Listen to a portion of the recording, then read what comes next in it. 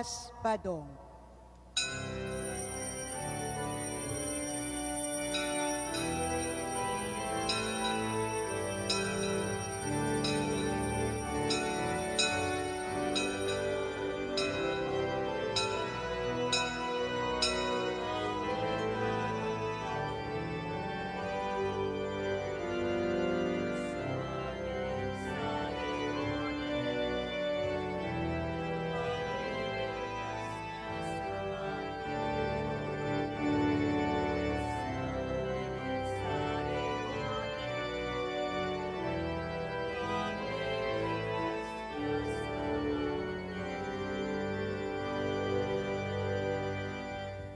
Sa ngalan ng Ama at ng Anak at ng Espiritu Santo. Amen. Ang pagpapala ng ating Panginoong Hesus Kristo, ang pag-ibig ng Diyos Ama at ang pakikipagkaisa ng Espiritu Santo naway sumainyong lahat. At sumaiyo rin. Mga kapatid, aminin natin ang ating mga kasalanan upang tayo'y maging marapat gumanap sa banal na pagdiriwang. Inaamin ko sa makapangyarihang Diyos at sa inyo mga kapatid, na lubha akong nagkasala sa isip, sa salita at sa gawa, at sa aking pagkukulang. Kaya isinasamo ko sa mahal na Birhen Maria, sa lahat ng mga anghel at mga banal, at sa inyo mga kapatid, na ako'y panalangin sa Panginoong ating Diyos. Tawaan tayo ng makapangyarihang Diyos, patawarin tayo sa ating mga kasalanan, at patnubayan tayo sa buhay na walang hanggan. Amen. Panginoon, kaawaan mo kami. Panginoon, kaawaan mo kami. Kristo, kaawaan mo kami. Kristo, kaawaan mo kami. Panginoon, kaawaan mo kami. Panginoon, kaawaan mo kami. Manalangin tayo. Ama naming makapangyarihan, para mo ng awang ilayo sa amin araw-araw ang lahat ng mga sumasalungat sa amin at tumahadlang, upang ang aming buong katauhan ay magkaroon ng kalayaan para kusang sundin ang iyong kalooban sa pamamagitan ni Jesucristo kasama ng Espiritu Santo magpasawalang hanggan. Amen.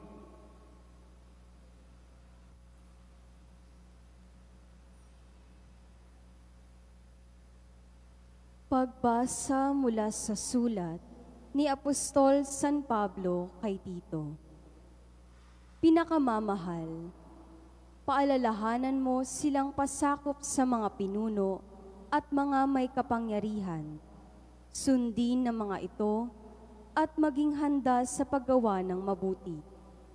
Pagbawalan mo silang magsalita ng masama kaninuman. Kailangang maging maunawain sila, mahinahon at maibigin sa kapayapaan.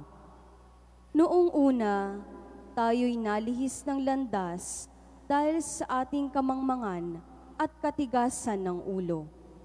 Naging alipin tayo ng sariling damdamin at lahat ng uri ng kalayawan. Naghari sa atin ang masamang isipan at pagkainggit. Tayo'y kinapuutan ng iba at sila'y kinapuutan din natin. Ngunit nang mahayag ang kagandahang loob at pag-ibig ng Diyos na ating tagapagligtas, tayo'y iniligtas niya. Natamo natin ito hindi dahil sa ating mabubuting gawa, kundi sa kanyang habag sa atin. Naligtas tayo at ipinanganak na muli sa Espiritu Santo na siyang luminis at nagbigay ng bagong buhay sa atin.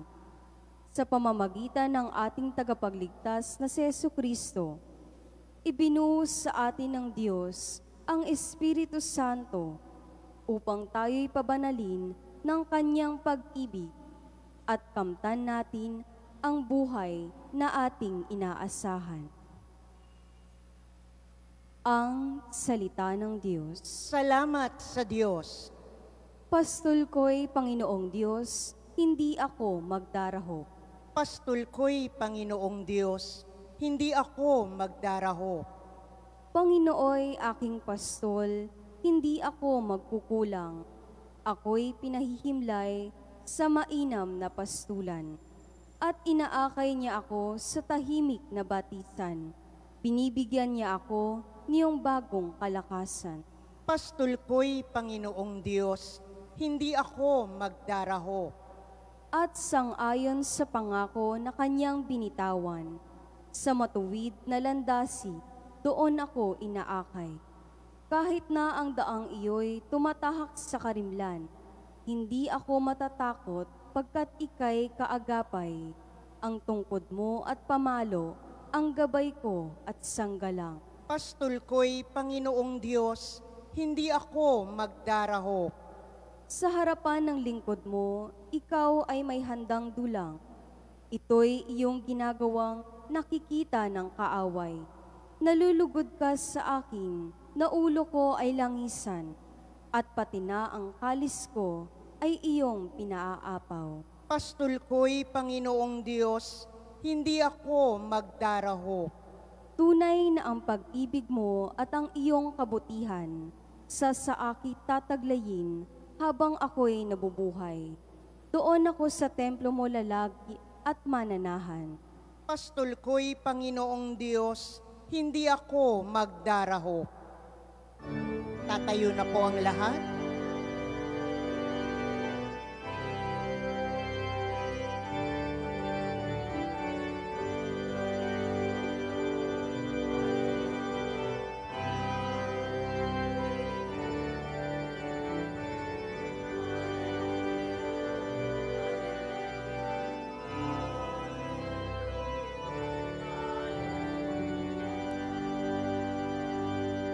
Ang Diyos Ama'y naghahangad, lagi tayong pasalamat, kaisa ng Kaniyang anak.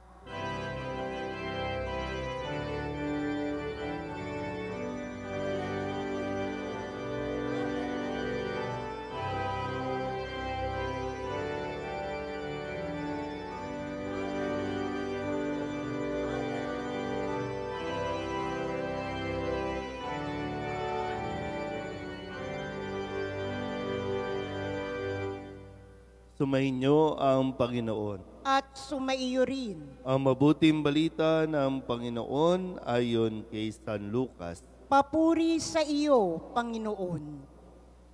Sa paglalakbay ni Jesus patungong Jerusalem, nagdaan siya sa hangganan ng Samaria at Galilea.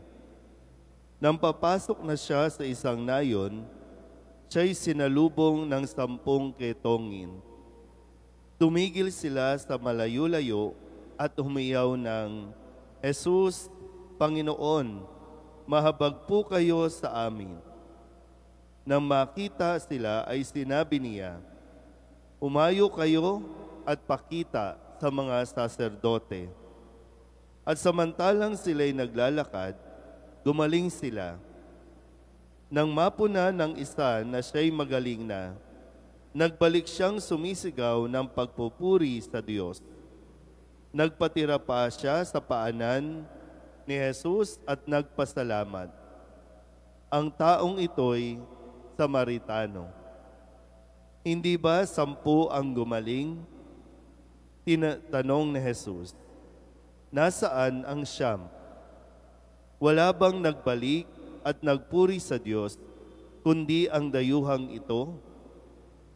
Sinabi sa kanya ni Jesus, tumindig ka't humayo sa iyong lakad. Pinagaling ka dahil sa iyong pananalig. Ang mabuting balita ng Panginoon. Pinupuri ka namin, Panginoong Hesukristo. Isang magandang umaga po sa inyong lahat. Magandang umaga po, Father. Ngayon po ay Miyerkules ng ika-32 linggo sa karaniwang panahon. At paumanhin po at medyo maalikabok lang po dahil pinapolish yung ating tiles. And hopefully mamaya po ay matapos po nila. At salamat po sa lahat ng mga tumutulong, mga nag-aambag po para sa ating paglilinis ng ating pong simbahan. Ano po ang napansin ninyo kanina habang nagsisimula tayo at nagbabasa ang ating commentator after ng panalangin sa umaga? Ano yung binabasa po?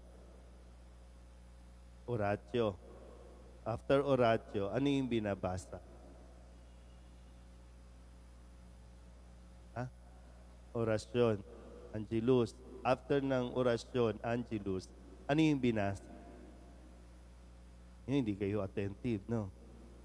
Di ba yung mga pamisa? Di ba binabasa yung pamisa? Mga naghandog, mga panalangin, mga kaluluwa. Alin yung marami? Yung intention, yung panalangin, request. Ilan yung misang pasasalamat, alay, nina? Isa lang. Pero sa panalangin, mahaba-haba yan. Kaluluwa, mahaba din yan. Bakit isa lang ang pasasalamat? Yun yung kadalasan natin nakakaligtaan. Pag may kailangan tayo, lalo na matindi ang pangangailangan natin, halos maglulumuhod tayo. Dati doon sa Quiapo, no, ay yung mga tao sa tindi ng request nila, mula pinto, naglalakad paluhod yan hanggang sa altar.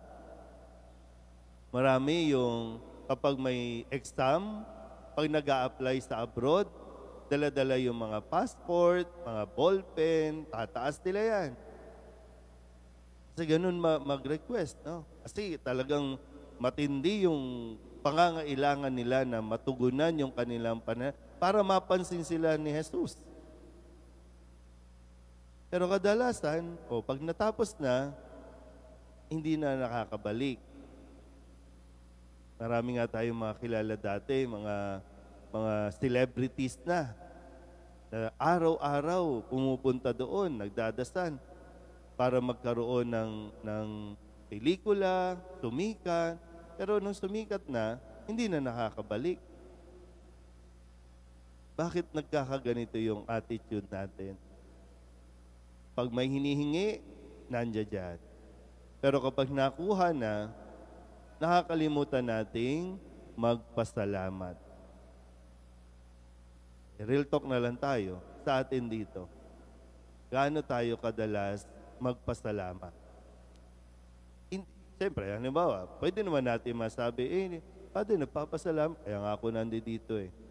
Yung tangible, yung nakikita, kailan ba tayo huling pumunta ng opisina para magsabing donasyon pasasalamat? Kalimutan na.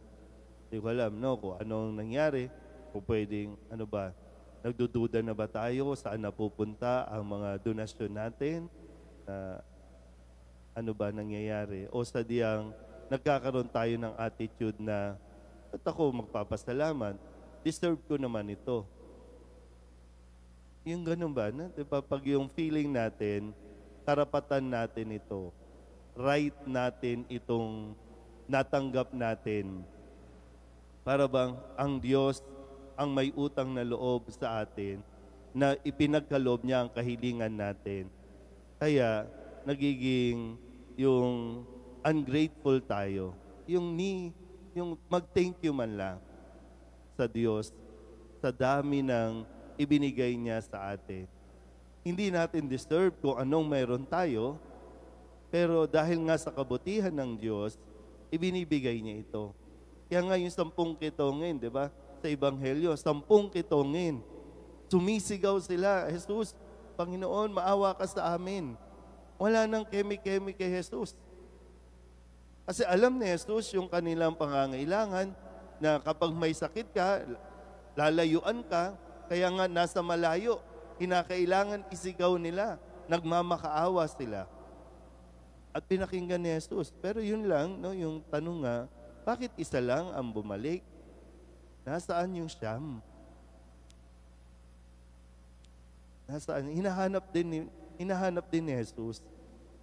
Hindi dahil sa kailangan ni Jesus na na mapansin na bumalik, hindi yung itinuturo lang na huwag mong kalimutan magpasalamat sa Diyos.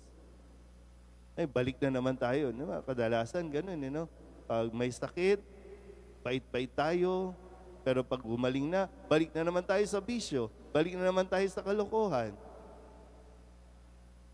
Kaya isang magandang pag-uugali nawa, na huwag nating makalimutan ituro sa mga bata yung laging magpasalamat.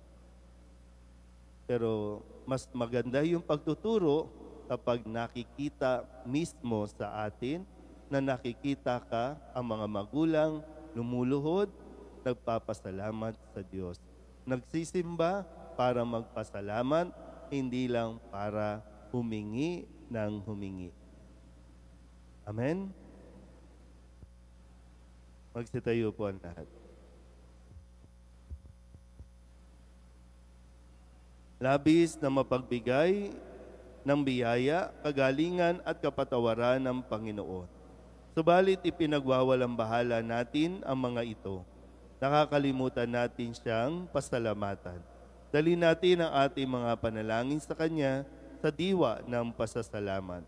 Ang ating pong itutugon, Panginoon, dinggin mo ang aming panalangin. Panginoon, dinggin mo ang aming panalangin. Ang simbahan sa lupa naway patuloy na hilumin sa kapangyarihan ng Espiritu Santo ang mga may wasak na buhay. Manalangin tayo sa Panginoon. Panginoon, dinggin mo ang aming panalangin. At tinawang purihin at pasalamatan ng Diyos sa mga biyaya ng buhay, pananampalataya, kalusugan, kaligayahan at alab ng pagmamahalan ng pamilya, kaibigan at komunidad. Manalangin tayo sa Panginoon. Panginoon, dinggin mo ang aming panalangin. Tayo naway laging magpasalamat sa lahat ng aspeto ng ating buhay para sa pag-ibig na ibinuhos sa atin ng Diyos noong ang kininya tayo bilang Kanyang mga anak. Manalangin tayo sa Panginoon. Panginoon, dinggin mo ang aming panalangin.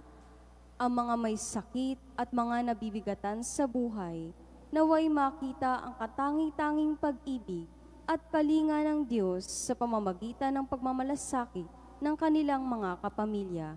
Manalangin tayo sa Panginoon. Panginoon, dinggin mo ang aming panalangin. Ang mga yumao naway mapabilang sa mga banal sa pagsamba sa Diyos sa langit. Manalangin tayo sa Panginoon. Panginoon, dinggin mo ang aming panalangin.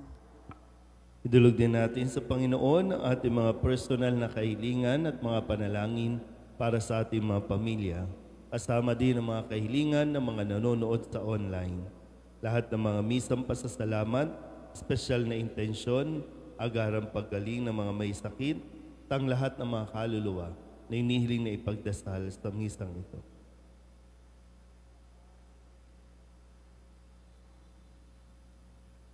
Ang lahat ng ito hinihiling namin sa ngalan ni Kristo ang aming Panginoon. Amen.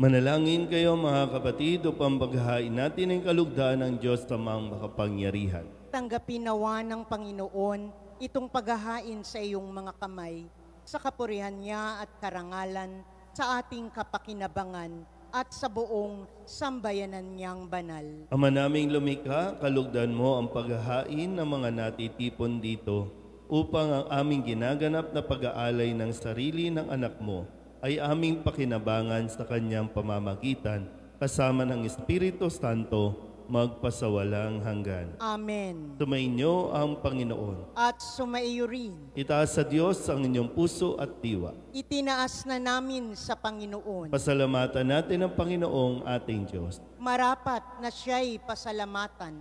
Ama naming makapangyarihan, tunay ngang marapat na ikaw ay aming pasalamatan. Sa iyong paglingap at kagandahang loob, ang tao'y nilikha mo at pinangangastiwa sa sansinukob. Sa hangad mong siya'y iwastong lubos, siya'y pinagdusa mo sa kanyang pagtalikod. Sa iyong pagiliw, iyong ipinahintulot na makabalik siya sa pamamagitan ni Kristo Jesus. Kaya kaysa ng mga anghel ang nagsisiawin ng papuri sa iyo, nang walang humpay sa kalangitan, kami nagbubunyi sa iyong kadakilaan.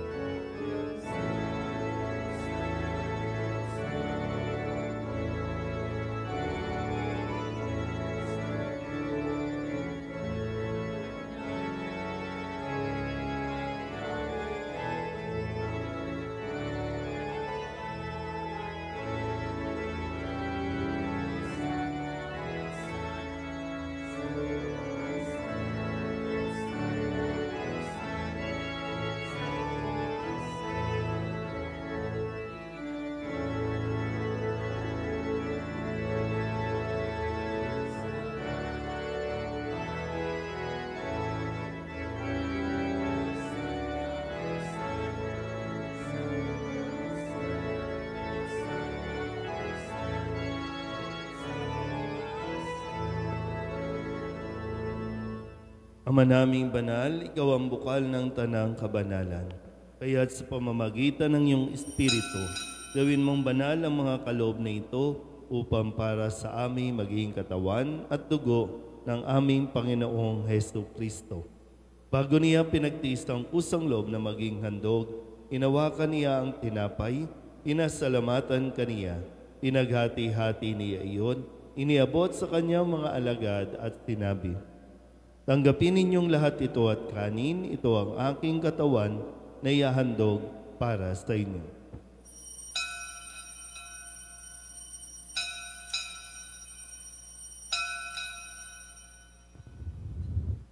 Gayun din naman nang matapos ang hapunan, nawakan niya ang kalis, muli kaniyang pinasalamatan. Iniabot niya ang kalis sa kanyang mga alagad at sinabi, "Tanggapin ninyong lahat ito at inumin. Ito ang kalis ng aking dugo ng bago at walang hanggan tipan. Ang aking dugo na ibubuhos para sa inyo at para sa lahat sa ikapagpapatawad ng mga kasalanan. Gawin ninyo ito sa pag-alaala sa akin."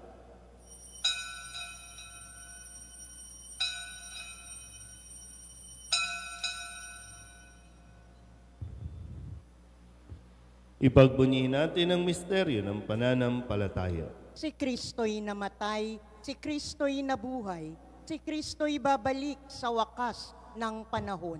Ama, ginagawa namin ngayon ang pag-alaala sa pagkamatay at muling pagkabuhay ng iyong anak. Kaya tiniaalay namin sa iyo ang tinapay na nagbibigay buhay at ang kalis na nagkakaloob ng kaligtasan. Kami nagpapasalamat dahil kami iyong minarapat na tumayo sa harap mo para maglingkod sa iyo. Isinasamo namin kami magsasalo-salo sa katawan at dugo ni Kristo ay mabuklod sa pagkakaisa sa pamamagitan ng Espiritu Santo. Ama, lingapin mo ang iyong simbahang laganap sa buong daigdig. Puspusin mo kami sa pag-ibig kaysa ni Francisco na aming Papa at ni Jose na aming Obispo at ng Tanang Kaparian. Alalahanin mo rin ang mga kapatid naming nahimlay na may pag-asang sila'y muling mabubuhay, gayon din ang lahat ng mga pumanaw. Tawaan mo sila at patuloyin sa iyong kaliwanagan. Tawaan mo at paginapating kaming lahat na makasalo sa iyong buhay na walang wakas. Kaysa ng mahal na Birhen Maria na ina ng Diyos, ng kabiyak ng puso niyang si San Jose, kaysa ng mga apostol at ng lahat ng mga banal na namuhay dito sa daigdig ng kalugod-lugod sa iyo, may pagdiwang nawa namin ng papupuri sa ikararangal mo sa pamamagitan ng iyong anak na aming Panginoong Hesto Kristo. Sa pamamagitan ni Kristo, kasama niya sa Kanya, ang lahat ng parangal at papuri ay sa iyo, Diyos Amang makapangyarihan, kasama ng Espiritu Santo, magpasawalang hanggan.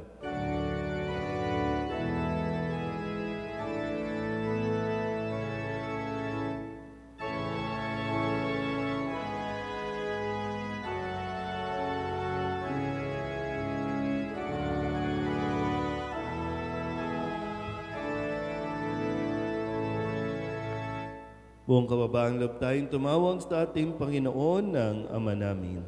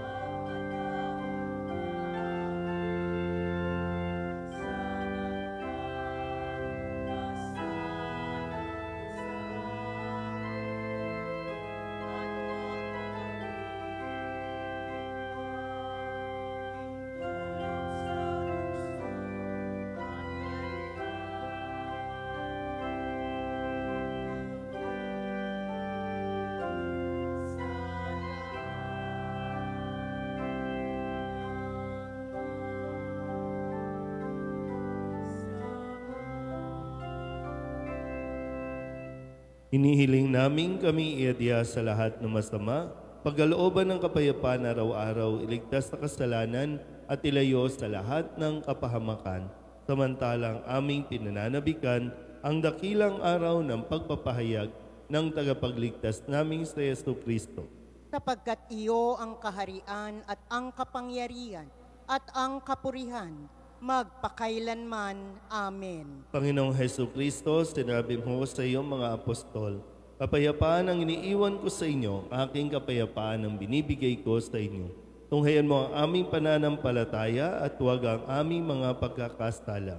Pagkalooban mo kami na kapayapaan at pagkakaisa ayon sa iyong kalooban, kasama ng Espiritu Santo, magpasawalang hanggan. Amen. Ang kapayapaan ng Panginoon ay laging sumainyo. At sumaiyo rin. Magbigayan po tayo ng kapayapaan sa isa't isa. Kordero ng Diyos na nag-aalis ng mga kasalanan ng sanlibutan, maawa ka sa amin. Kordero ng Diyos na nag-aalis ng mga kasalanan ng sanlibutan, maawa ka sa amin. Kordero ng Diyos na nag-aalis ng mga kasalanan ng sanlibutan, ipagkaloob mo sa amin ang kapayapaan. Ito ang kordero ng Diyos. Ito ang nag-aalis ng kasalanan ng sanlibutan. Mapalad ang mga inaanyayahan sa kanyang piging. Panginoon, hindi ako karapat-dapat na magpatuloy sa iyo, ngunit sa isang salita mo lamang ay gagaling na ako.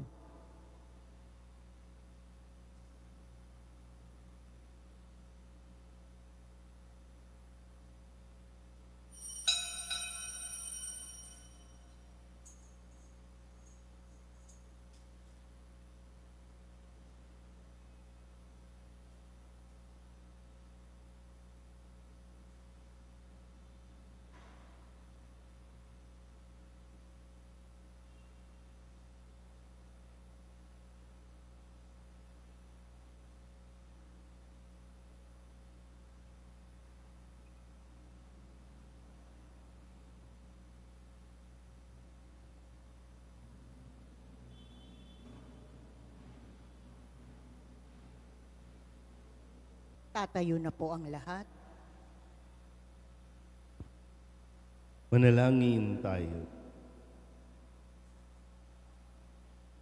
Ama naming mapagmahal, tinatanaw naming utang na loob ang banal na pakikinabang at iniluluhog naming ang Espiritu Santo ay mag-umapaw sa kalooban naming kanyang tinitigib ng iyong kadakilaan upang ang iyong kagandahang loob ay manatili sa amin palagian sa pamamagitan ni Jesucristo kasama ng Espiritu Santo magpasawalang hanggan. Amen.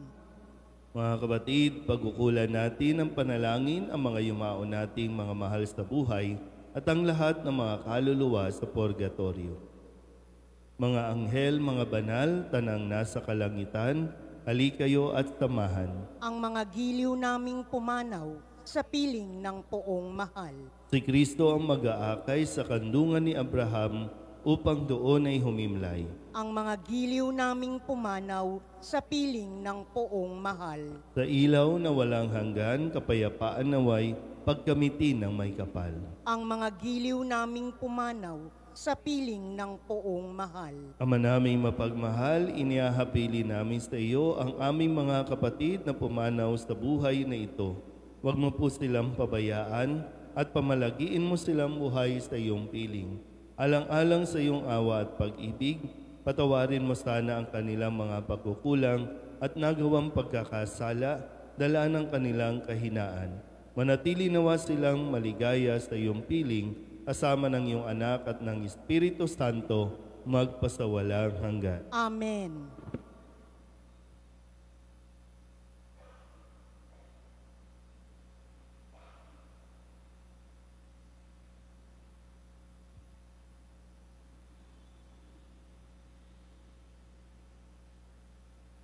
Kapayapaan kailanman ang igawad ng may kapal sa mga yumaong ating mahal. Sila nawa ay silayan ng ilaw na walang hanggan. Sumainyo ang Panginoon At sumayo rin. at pagpalain kayo ng makapangyarihang Diyos, Ama at Anak, Espiritu Santo. Amen. Tapos na ang banal na misa, humayo tayo sa kapayapaan ni Kristo. Salamat sa Diyos. Magandang umaga po.